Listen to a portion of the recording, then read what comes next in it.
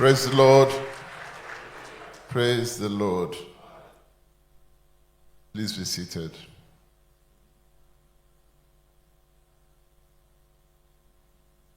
Already today has been committed to the Most High God, and I'm trusting Him and Him alone to take absolute charge of what we have to say today.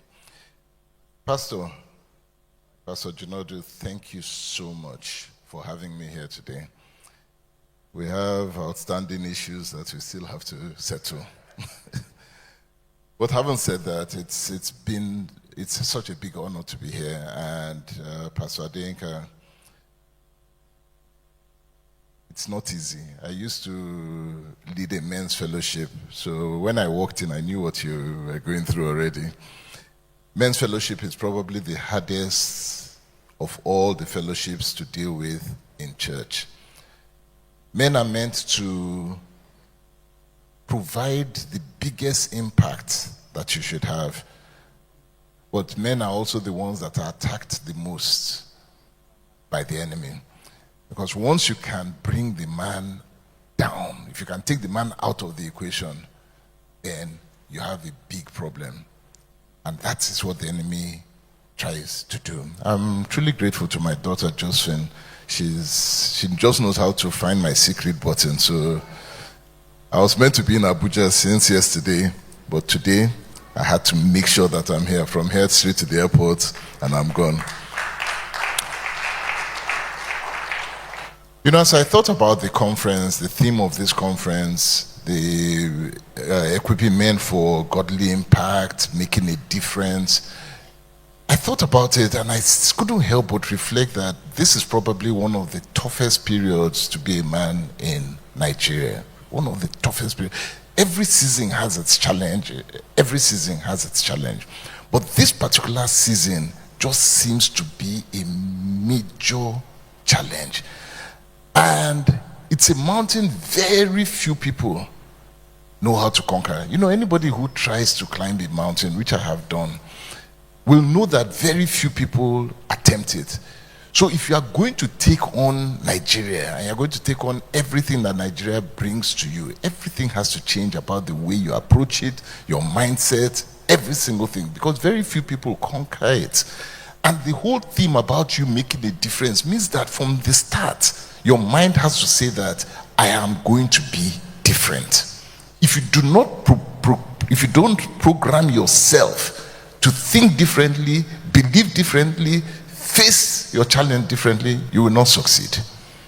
You will not succeed. So from the onset, say, I am going to be the difference. Say it. Say it yourself. I am going to be the difference. I am going to be the difference. I will succeed. I will make it to the end. You don't sound convinced. Say it and believe it. Say, I will make it to the end. Tell yourself that you will finish strong. Say, I will finish strong. I will finish strong. I want to thank the many ladies that are here. You're going to learn some very important things. Just hold it and use it. And then when you get home, tell your brothers and your sister, your brothers and your fathers and your husbands that you learned something great today. You know, one of the challenges that men have and the heavy burden that we kind of face is because there's this expectation of what a real man is premised on. A real man must have a job. If you don't have a job, they say, I'm not a real man. A real man must have a thriving business. A real man is expected to pay all the bills without fail, no question. Support a wife, support extended family. You must pay school fees, do everything. That's what the expectation is. And so the phrase, be a man, you know, be a man, all of those things automatically translate to the pressure that men have. Do not allow those things to bother you. Just keep focus on where you are going. The question holds then that what should you be measured by? Should you be measured by what people say?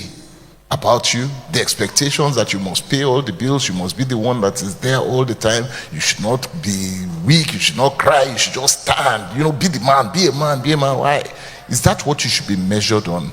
I would tell you that there's only one thing that you must be measured on, and that is, what does God say about you? It is so critical that you understand your positioning where God is concerned. Once you understand that, there's nothing you cannot do. There's nothing you cannot achieve. What does God say about you? First, that's the beginning and end of it. The minute you understand that, then how you equip yourself for the challenges before you, for the mountains before you, how you equip yourself to make a godly impact begins to change. I said earlier on that I embarked on a journey. It was a challenge. Go and climb the highest mountain in Africa. And I want to share some lessons of that journey, climbing Kilimanjaro, and how it impacted me and how will it impact you if you want to make a difference. Before I continue, I was in Harvard a couple of years ago, and there was an exercise on climbing Mount Everest, and they brought it into a class of the elite, the best that they have in the world, who had come together from different countries. Many of us had come together, and to be selected into that program meant that you really had to be the best. We were selected from I don't know how many applications, and we were there. So these are accomplished men and women all in that class, and they put an exercise of climbing Mount Everest with absolute true, as close to reality scenarios. The decisions you had to take were decisions that you would take if you were actually climbing Mount Everest. They stimulated the conditions, the weather, everything. What are you going to take? What type of clothes would you wear? How much water would you take? What should you carry? And all of that. And we started on that exercise. And they said that very few people who attempt in reality to climb Everest get to the top. Very few people who set out to climb any mountain will get to the top. There are certain things that you must do. So we got together, we started that exercise, and lo and behold, the last stage, the hardest part, the last stage just before you get to the top, that is where I had to be evacuated. I did not make it. Little decisions that we took at the beginning of the program ensured that we did not make it to the end. Where you are sitting today, there are decisions that you are going to make today that will determine whether you are going to make it to the end or not. So pay attention to the little details. With this exercise in mind,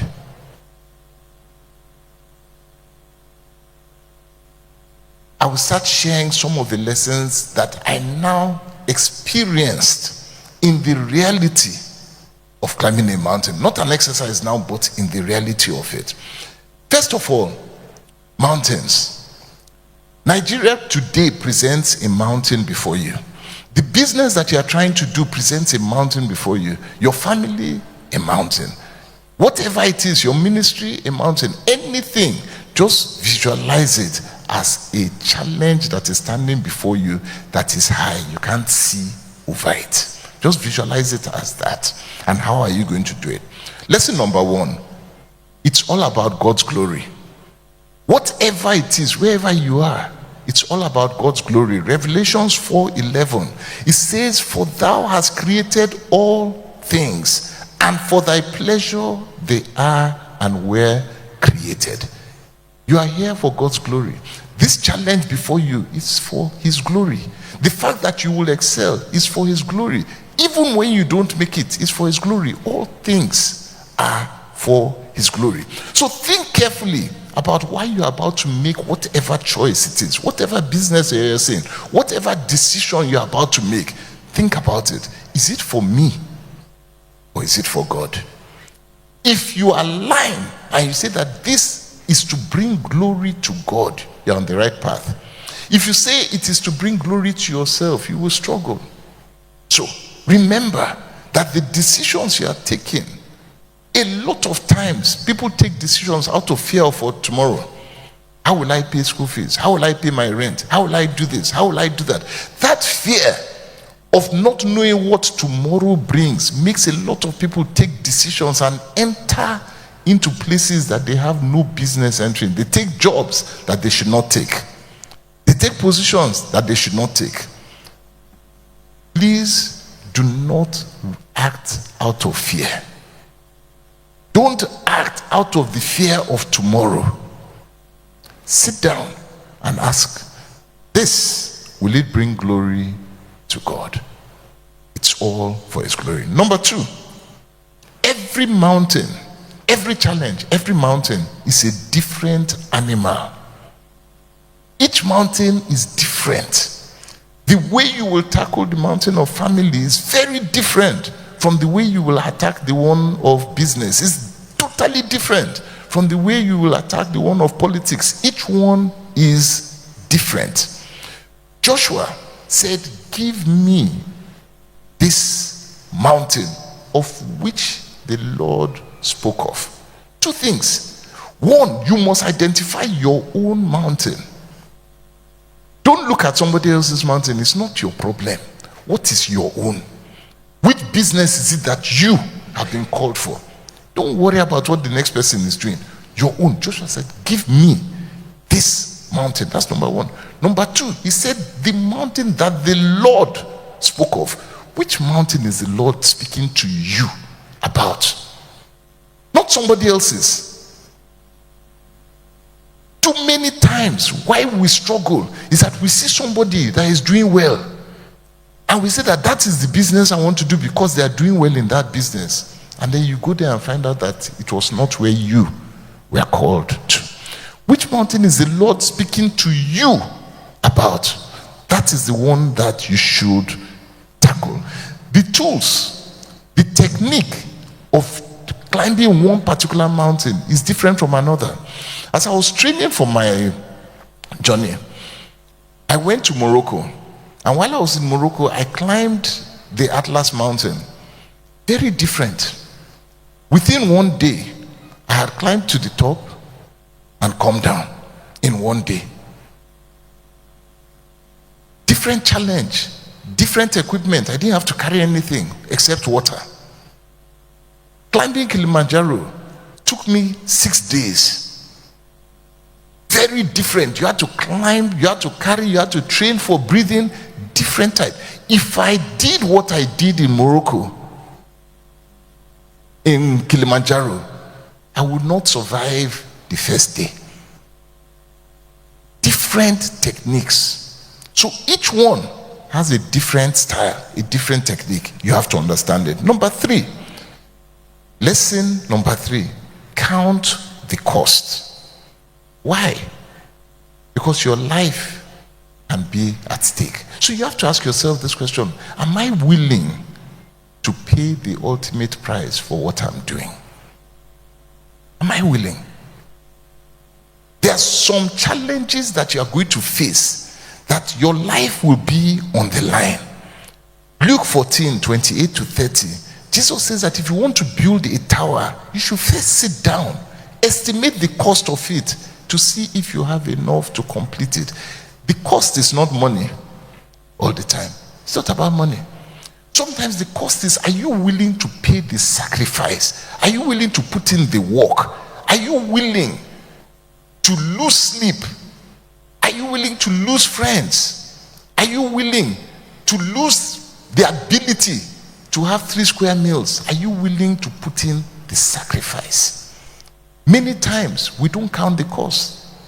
We don't count the cost. When I was transitioning from Sahara to politics, it was a massive transition. I had to sit down and ask myself certain questions. First, how long am I willing to give this? I came to the conclusion that if I was going to make a difference at all, if I wanted to make any dent at all in politics, I had to give the next 20 years of my life into that. So 20 years put aside. Now, 20 years of your life means that you are not going to be doing business at all. So, are you willing to see how you are going to survive for the next 20 years in something that you know that you are not going there to go and collect money now, but you are going to be spending and sacrificing it? Are you willing to do it? Count the cost. The next aspect of it is that this is a dangerous game. People have been known to be killed. My father was in politics. They shot at our house while he was there. Opened fire on the whole house. Back then,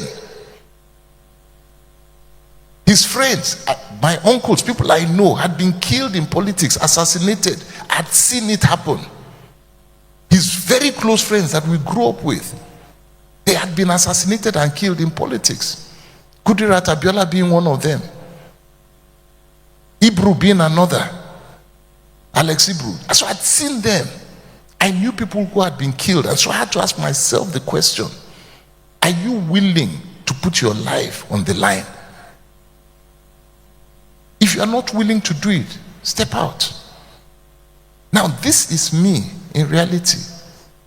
On the mountain, Kilimanjaro, at the base, it says there, be careful. If you feel anyhow, don't push yourself, leave, because people have been known to die.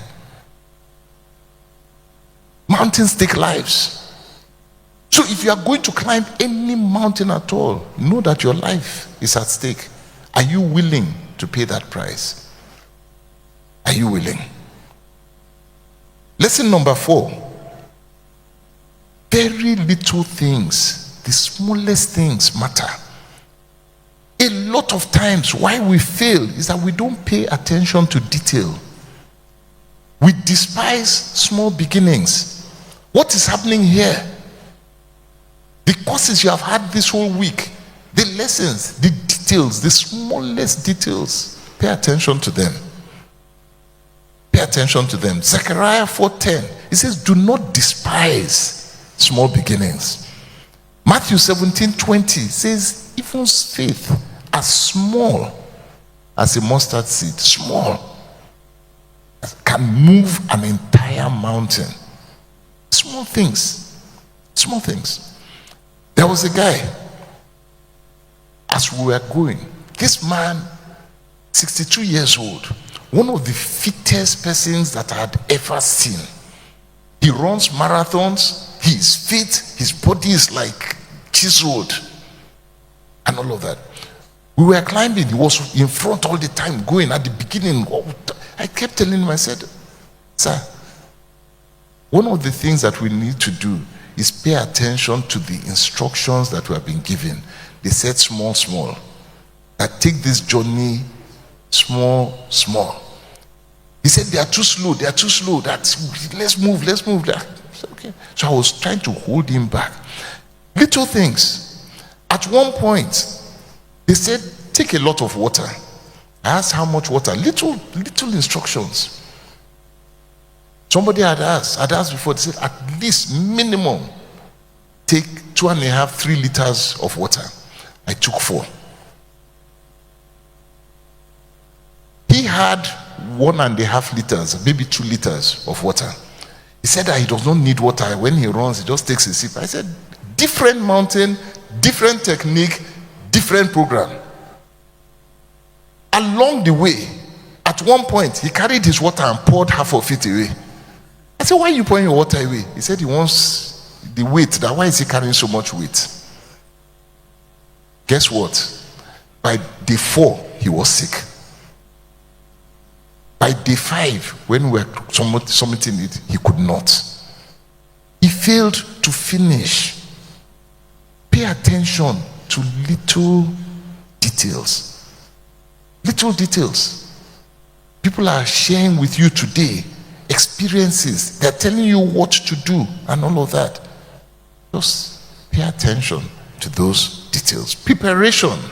Lesson number 5. Preparation is 90%. See all of these things that you are doing here. Taking notes. I hope you are taking notes. If you are not taking notes, well, sorry. Preparation. Before you start, the work is in preparation. 90% is in preparation. 10% is in execution. What did I say?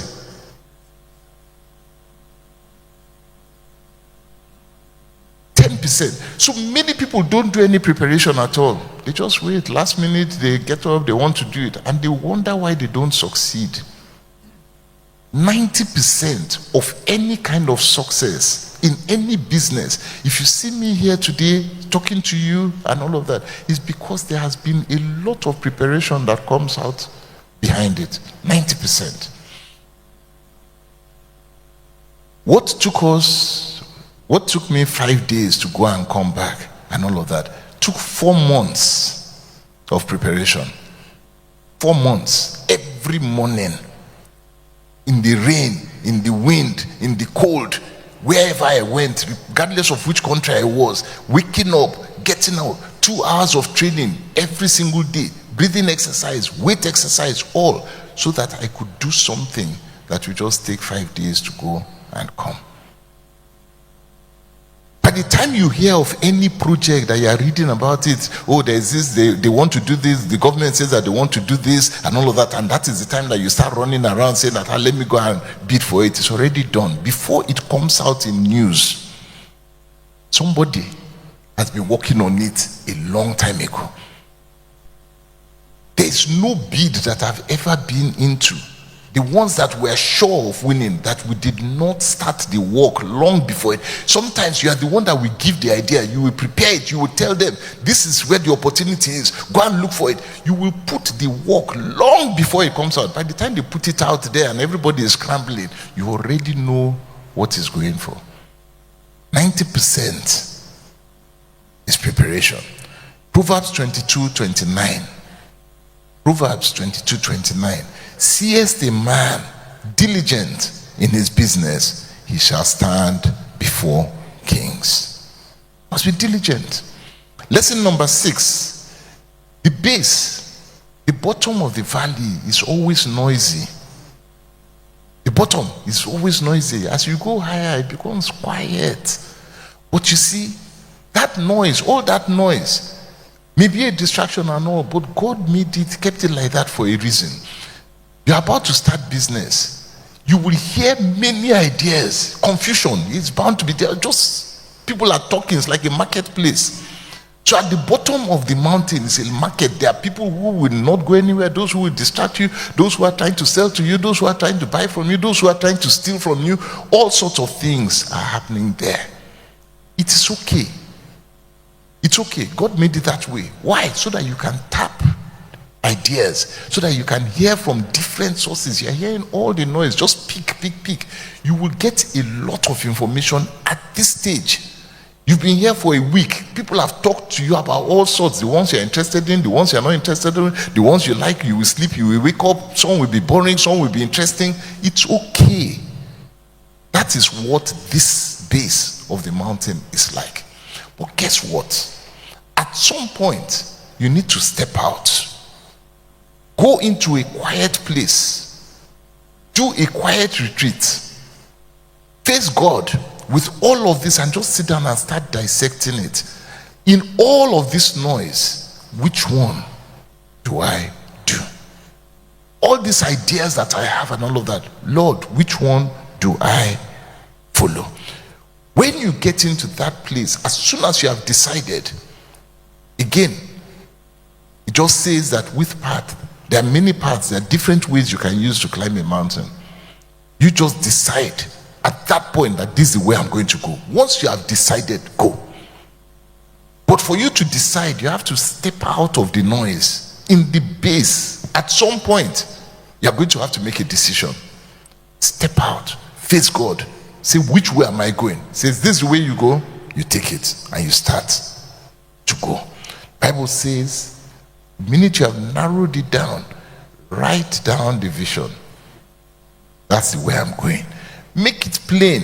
These are the steps I'm going to take, and run with it. Don't look back again. Just go. Lesson number 7. The higher you go, the further you see.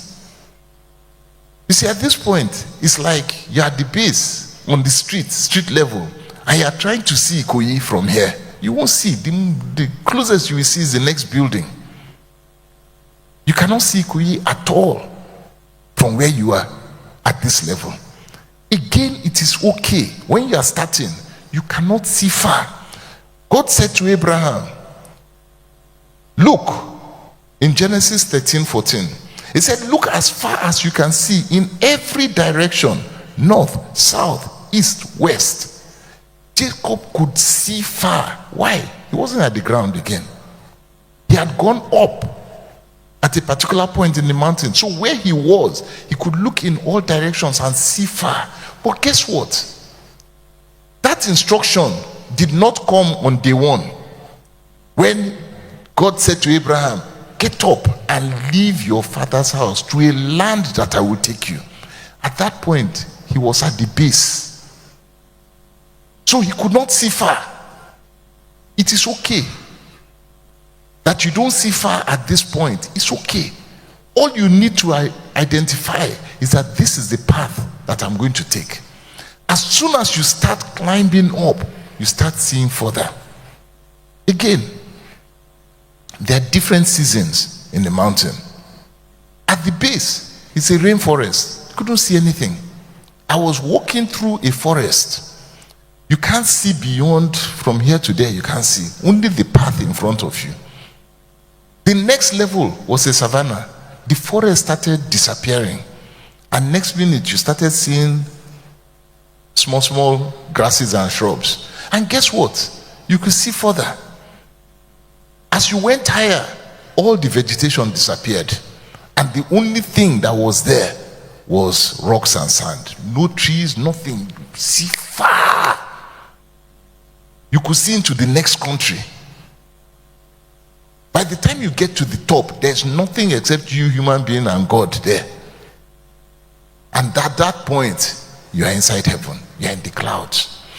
The point is that where you are now, that you cannot see far, is not a problem. It's not a problem. Just start climbing. You will get to the point where you will see very far. Lesson number 8. Mountains have valleys. This I did not appreciate until I started to climb. We are always taught in church and all of that the valley is not the place to be. A valley is a bad place. A valley is this, a valley is that. And there are many reasons why valleys are bad. But we often see valleys as being the low place where you are. What I realized as we were going and as I was climbing was that even as you are climbing, there are valleys in the mountain. And how does it work? And why does God put valleys in mountains as you are climbing up? These are places of rest and refreshing. You are climbing. It's very tough to climb. Slow. Your breath, everything is hard. And if you stay like that all the way, you will break down. You will just collapse. If all you are doing is just walking, you collapse. So what does God do? He makes a place where all of a sudden you come down. You don't go down to where you have started before, but you just come down to a small valley. At that small valley, you will find water. You will find a rest place. You will find shade. In that small valley, God says at that point, just rest. Gain your strength again. Mental strength, physical strength. Just be refreshed. But don't stay there. That valley that you see in the mountain is not for you to stop. There's still more to do. So you get to the valley, you refresh yourself, you take a breather, you look around, look back as to where you're coming from, and you continue. Lesson number 9. Many things that we think are important are not important at all. As you begin this journey, you will find out that the things that you thought were important are not. 1 Corinthians 6:12 says, all things are lawful for me, but all things are not helpful. So there are many things that you can carry. Again, in going, there are so many things you would think that you will need the whole world. You want to carry this, you want to carry that, and all of that. Guess what? As you are moving up, you just find out that all you need are the most basic things for survival. As you get older in this journey, you find out that people who do not add value to your life, cut them out. they are not needed. People who stress you, just pull out from you, put them out. These are people that you don't need in your life at all. You cut waste. Learn to prioritize. Lesson number 10. The journey to the top is one step at a time. One step at a time. There's a Chinese proverb that says that the journey of 1,000 miles starts with one step. As long as you are sitting down, folding your hands, just as Pastor Buki said, waiting and praying that God should just bring down dollars straight away and you're not doing anything, it will never happen. You must take the steps. Never stop walking. Never stop. Just keep going. Keep going. Things may look bad. Things may look as if it's not working and all of that. Just keep at it. Proverbs 4:12. Proverbs 4:12. It says, when you walk, not when you stand, when you walk, your steps will not be impeded. Your paths will be clear and open. As long as you are moving. I remember a senior brother in the business, oil and gas, many years ago said to us, he said, businesses are a series of ups and downs. There are times when things will be going very well and a time when you seem as if nothing is happening at all. He says, when things are going very well, it's okay. Make the best of it. But let me give you one advice. When things are going down, make sure you never leave the room. Don't go outside. Stay inside. Even if what you are doing, of course, it was oil and gas, even if what you are doing is supplying one truck of diesel instead of importing one ship of diesel, even if that's it, stay there, stay in that business. Don't leave, because tomorrow it will start again. So just stay, never stop. Just stay in that business. Lesson number 11.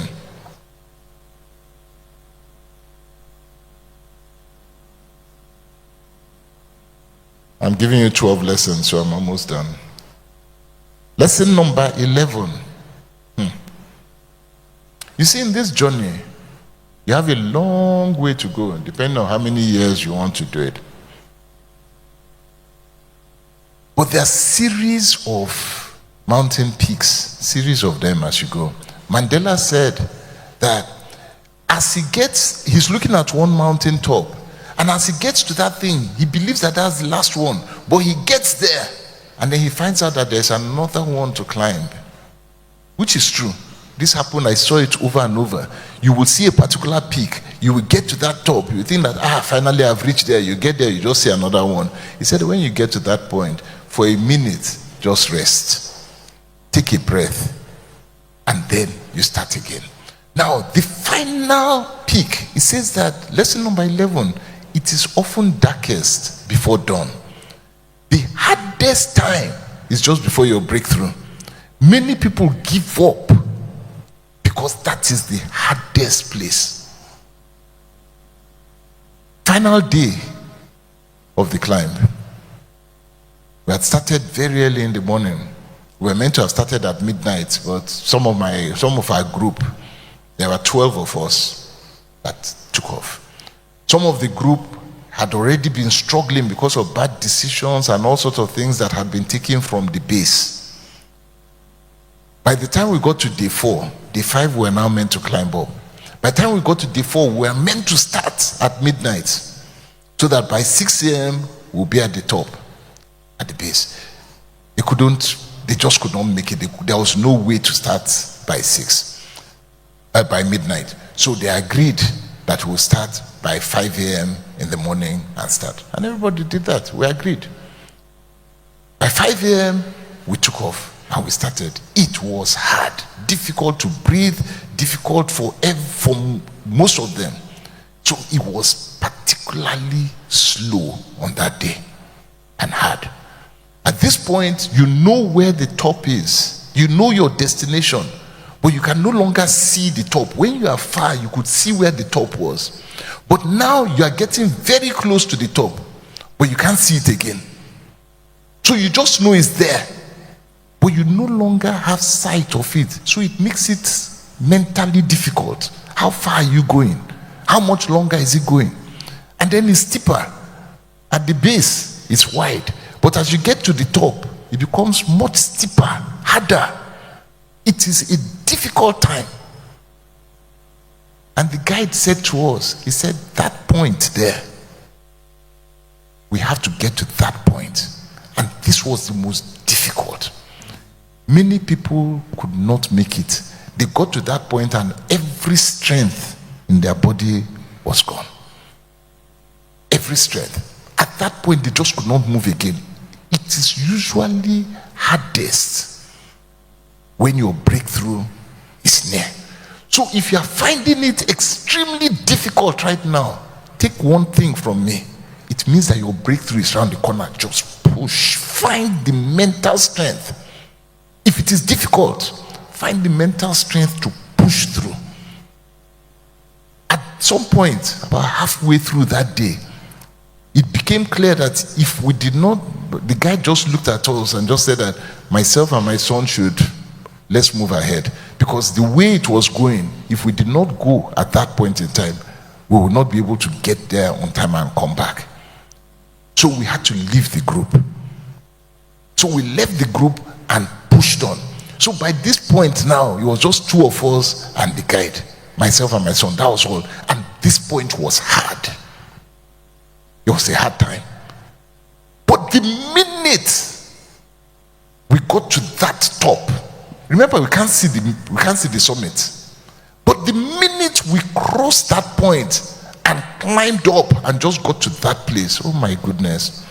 At this point, everything just becomes clear again. You get a new energy.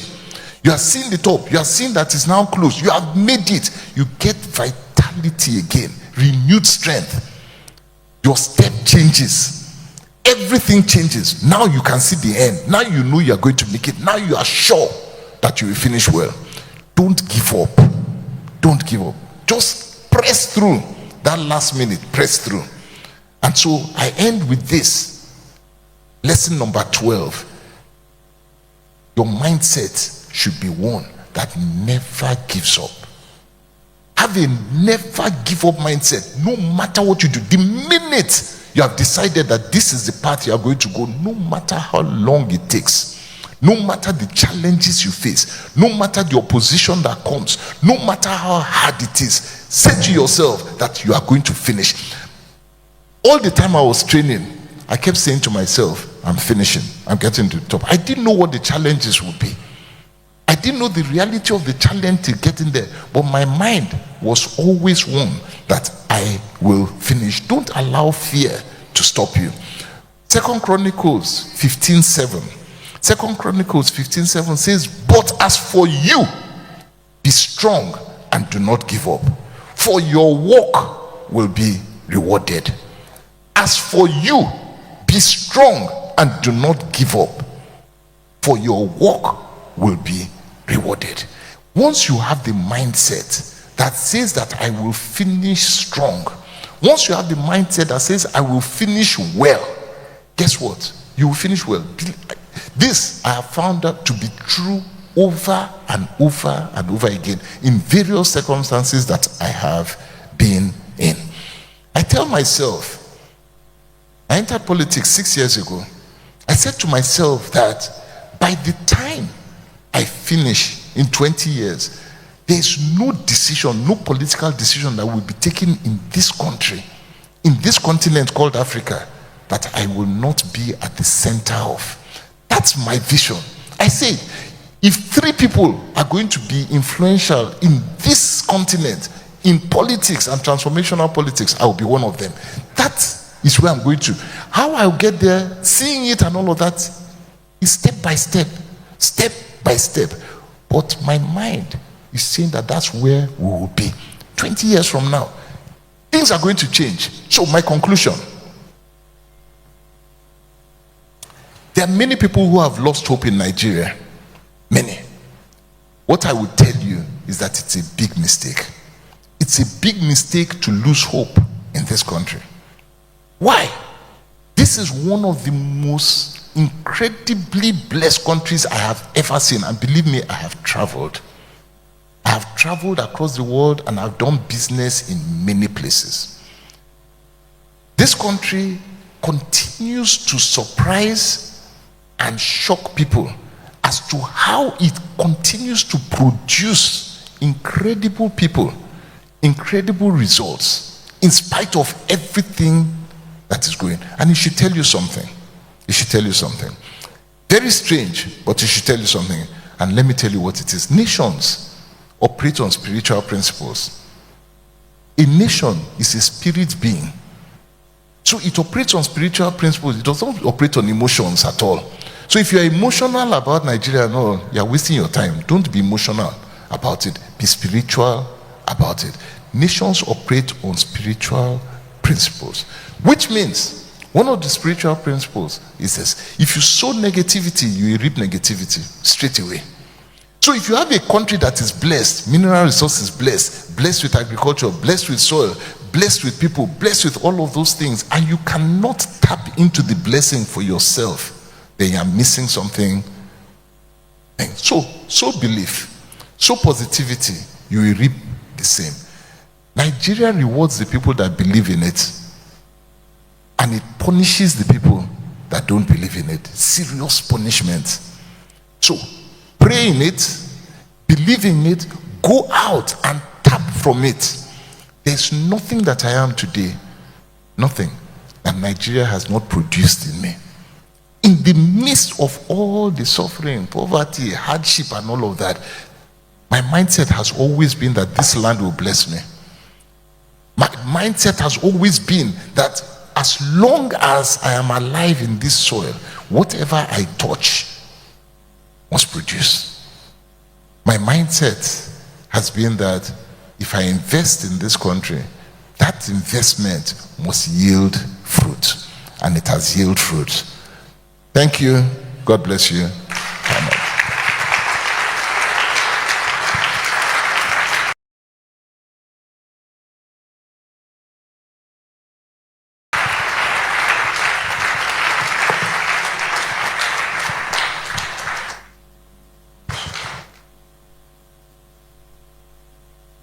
All right, so I think before we let Pastor Tonyeko take a seat, please sit down. At this point, we'd like to check if we have questions. Anybody, please feel free. We have about 10, 20 minutes to do this. Questions has charged our spirit.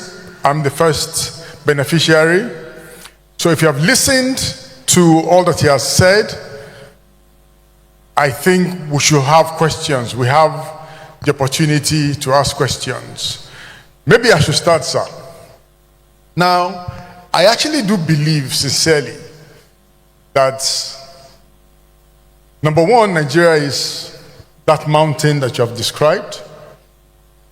But number two is that Nigeria will bless me. You told us how to navigate any mountain and every mountain, but no two mountains are the same. In your experience, and as you have traveled around the world, the mountain called Nigeria, are there specific spiritual rules? You've told us so many things, but just as nuggets, maybe one or two that we need to take to heart. Spiritual rules that we must apply on a daily basis to conquer, to be able to get to that top. I know you said to us, we must change our orientation and our mindsets as Nigerians. But one or two spiritual rules that you think we should go home with. Okay, other questions, please.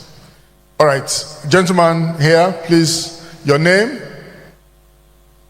and go straight to ask your question. Thank you, sir. My name is Abiodun Samson from Living Word Parish. Sir, I'm very blessed. Abiodun, what? Your name, please. Abiodun Oyewusi from Living Word Parish. Abiodun Oyewusi. Sir, I am blessed with your messages. The question there about the preparation in the mountain or thereabout, as you said. That means when you are on the mountain, just as our daddy said, there must be a places of where you can take a stay to, pause a bit and try to strategize, if I can put it that way. Nigeria is one of the mountains, sincerely. And I came to see that many people that are talking about this jackpot, they couldn't find it over the mountain they encounter over there at the same time. Now, come back to Nigeria, as he said. In that place of rest, that it looks so more disaster. Because, to me, let me put it, you are in Nigeria now. You look left and right, kidnapper, you are unable to go to farm, you are unable to invest. Sorry, please just ask the question. All right, so what do we do at that area now so that we can able to achieve the goal? Well, what's the question? That area of rest, Yeah. or where can we find a bit rest in this journey of Nigeria? Okay. All right. Other questions? All right, any other questions? We have one person here. I'll just go down.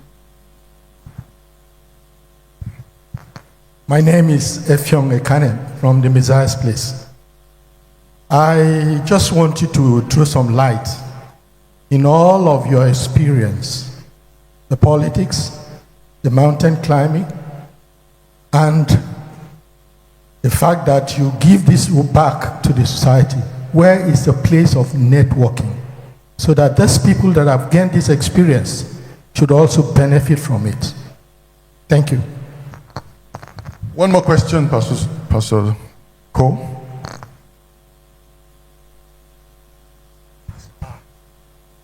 Thank you so much, sir. My name is Sam Mabeweje. I am from the God's Gift Parish. I want to ask a question concerning me. I am a farmer. I have some hectares of land.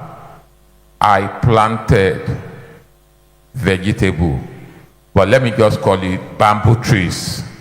And at the point of maturity, people came and stole all, running in several millions. I start to kickstart the farm again now. They are now bringing impediments. They are stopping my workers from cleaning the place. Sir, can you help me out? How can I navigate out of this? Thank you. All right, maybe you want to answer those questions for now, sir.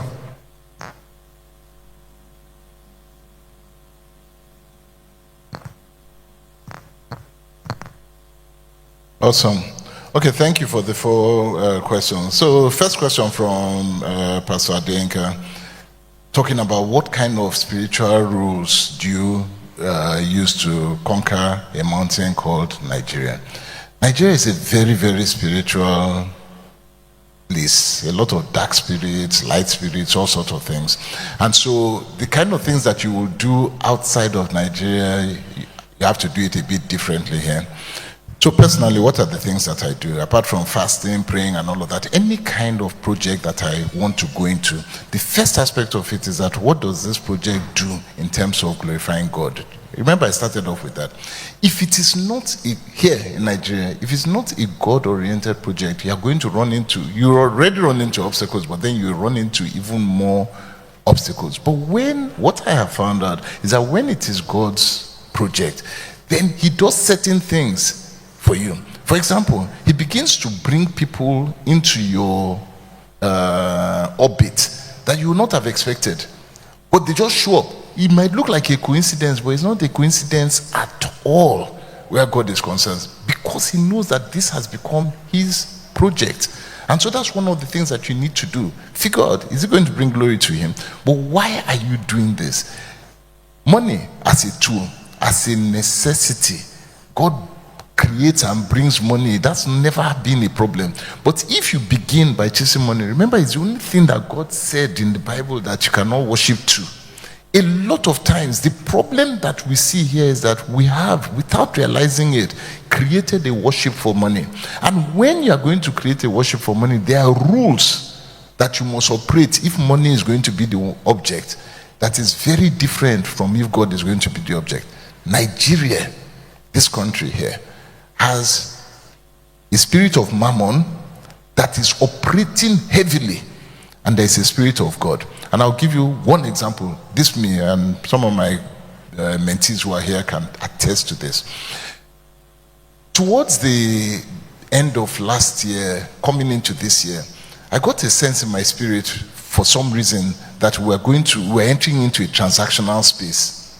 I don't know why. I just felt in my spirit that we had entered into a realm of transactions, and that this year that we're in, and maybe next year, but at least for this year, I was sure that everything was for sale. So I called my team Nehemiah members and all of that, and I said to them, I said, look, this year is about transactions. Any kind of business that you want to do right now will work, but it depends on what type and where you're going. What does this mean? Because there's a transactional spirit, and the spirit that is operating in Nigeria transactionally today is a spirit of mammon. Please understand it right now. It means that people are selling everything. They can sell their children, sell anything for money right now. They will sell their houses, sell anything, which means that if you are in a transactional mode, you can buy anything. You can buy companies, you can buy government things, you can buy anything right now. It's in the air. I sense this, but then what does this mean from a spiritual perspective? It means that once you understand that there is a transactional spirit that is operating, then you go above that spirit, set out transactions, go for it, and they will come to you, because God who uses all things for his own good will now start bringing transactions your way. I wasn't going to do one. I'd said it when I was leaving that there was no business that I was going to touch. I was just going to focus, because that was my instruction, just focus on politics. Then this year, once that came, the Lord said to me, go and set up businesses and just put those businesses in place. So I set up a mining company. I set up an AI company, digital company. I started running fiber optics. I just set new businesses up. As I was setting them up, I was finding people who were coming straight away. I wasn't looking for them. They would just show up. As they come up, I would say to them that this is the area that you have an expertise in. Go into it. You are going to get business. I will network you. So to the question of networking, I will get to that. I will network you accordingly. But it would work. And believe me, that's what I've been saying this whole year. So be sensitive. Spiritually in Nigeria, be sensitive to what the mood is saying and go for it. But once you key into it, you understand that you are dealing with two things. You are dealing right now, transactional spirits, with a spirit of mammon. It's operating right now. But transactions are rife. Transactions are happening. So for all of you setting up businesses, and they are godly businesses, you are not in the wrong place at all. You are not in the wrong place at all. So just work on that. Preparation. In the all this trouble, I'll use an illustration that somebody said to me a few days ago. He said, imagine that you're in an air-conditioned house right now, okay? Just imagine where we are now. It's air-conditioned, everything is cool, the sound is good, the toilet is clean, you can get water where you want and all of that. As long as you are inside this space right now, what is happening outside is not of that. The sun is hot outside, that is raining does not bother you and all of that. And that is when we talk about the place of rest when it comes to God. David said, I will hide under the shadow of the Almighty. It does not mean that there's no problems outside, that they are not kidnapping and all of that, but it depends on where you are and where you stay. The minute you step out from inside of this environment, you enter into the problems. The question is that, do you want to enter into the problems outside of God, or do you want to do it under his shadow? All these things, I don't allow it. I've never allowed Nigeria's problems to determine where I'm going. Never. It's never been my challenge. Never. And I'll give you, how many people go to Zamfara? Okay. What's the news about Zamfara? What's the news? Okay. So everybody talks about banditry, kidnapping, Zamfara and all that. I said, fine, excellent. We're heading to Zamfara. And Zamfara is where we went to. Zamfara is where he got a license for minerals. Zamfara is where we are buying products from and all of that. In the midst of all of this, because you cannot allow yourself to make your own determination based on what is happening, but based on what you hear where God says you should go. Always operate in rest by covering yourself where he is. And many times this has happened to me. I set up a business in Egypt because the Arab Spring had happened. As the Arab Spring was happening and everybody was trying, and CNN was showing all sorts of trouble, I took a look at it and said, that is where the opportunity lies. And I went up, entered the place at a time when now they were looking for friends because everybody was abandoning them. That's the time they needed friends. And I just walked in. I said, I'm going to be able to supply you guys diesel and whatever you want, gas, diesel and all. They said, when can you start? Bring it in. Your mindset must be different. Do not be determined by all this news that we have around us. What do you want and what's God saying to you? Joshua, networking is key. Networking is critical. I teach people wherever. The other day I sent my mentee to MTN to try and move my SIM card from one phone to another. And I was trying to test a totally different Android as against iPhone and all. And when they were trying to do the switch, the person at MTN opened the phone to do the switch and said, that they can't do that. I don't know how many phone numbers they say. 11,000 phone numbers. Sorry? 11,500 phone numbers on my phone. 11,000. I didn't know that there were that many. Why? Because everywhere I go, when you call, I collect your number and all. I never know where I'm going to meet you. 11,000. And a typical example is this.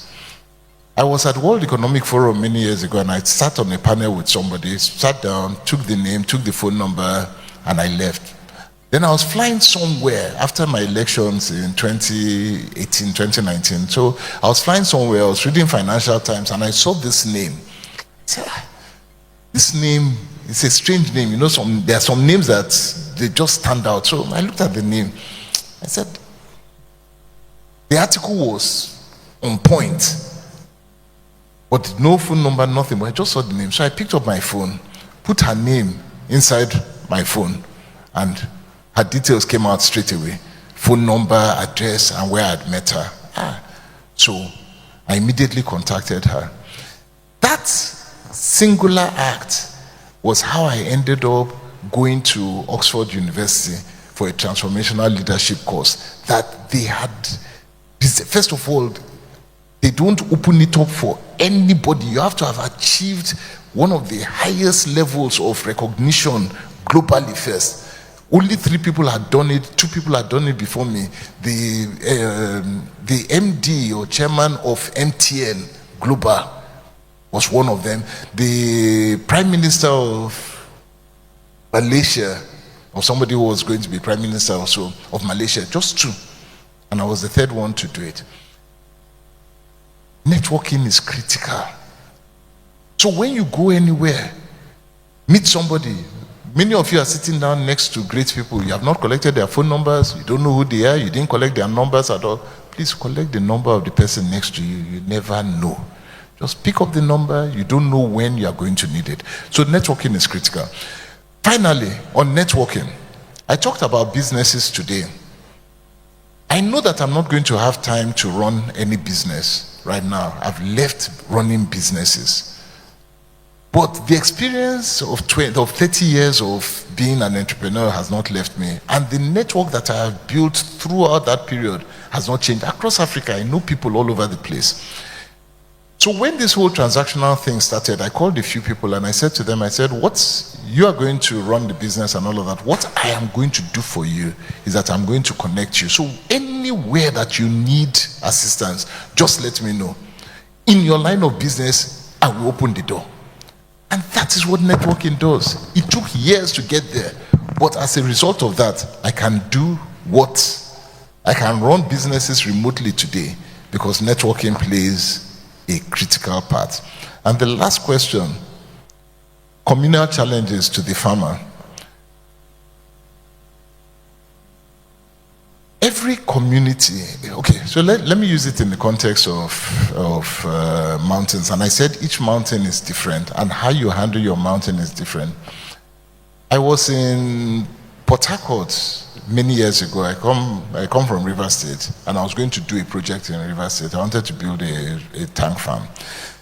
And when I went there, the community stopped me straight away. They just stopped everything I was going to do, said I should employ 50 people, put them on payroll. And I said, no, I won't do it.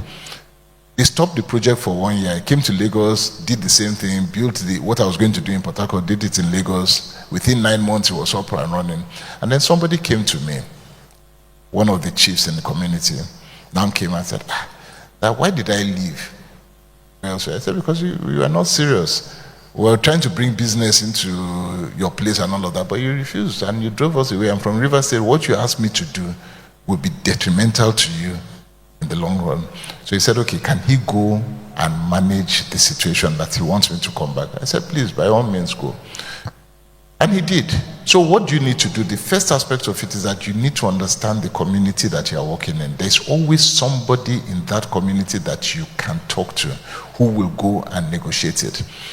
I opened a farm in Kaduna many years ago for the people in Kaduna. I planted there and all of that. We went there, did everything. The same community went and stole everything. They harvested the entire thing. So I called them and I said to them that, okay, I was doing this for you and all. Nobody can come into the community to steal from a community except people in that community. So since you have decided that this is what you want to do and that you want to steal and all of that, and I was bringing my own money to help, this was philanthropy, to do that. Since that's what you have decided to do, then I will carry my money and I will go elsewhere. They immediately came around and started begging that I should just leave it, I should do another year and see whether anything will be lost. So I said, okay, no problem. We did another year and everything stayed. The point is that understand your environment. Know who you are dealing with, how you are dealing with them, have conversation with them, bring them onto the table. And if you need to work with them, partner with somebody from that community, engage somebody to that community to be a part of that project, then do so. But make sure that you understand the environment that you are working in. All right, Pastor Denker, that's it. Thank you very much. Just one more, anonymous. How can I identify if a business is godly? I don't know if, how can I identify if a business is godly? What a question. All the pastors in the house should answer that one. I don't know how, okay, so let me speak for myself and what you do.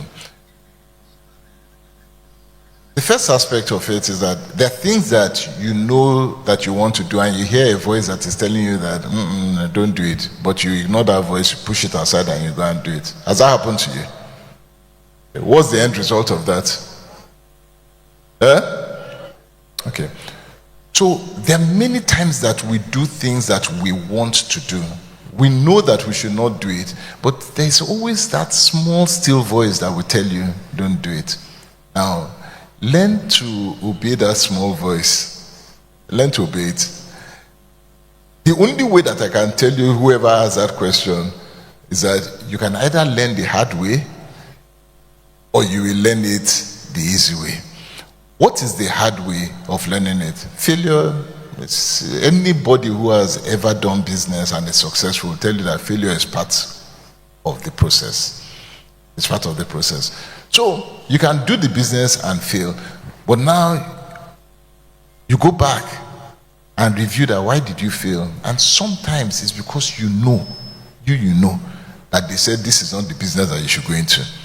You know from inside that you got that voice that said, You are not doing this to honor me, you are not doing this to glorify me, you are doing this for you. Sometimes it's for your ego, sometimes you want to show somebody that, hey, I will show you that me, I can do this thing as well. There are many reasons why we take decisions, impulsive decisions.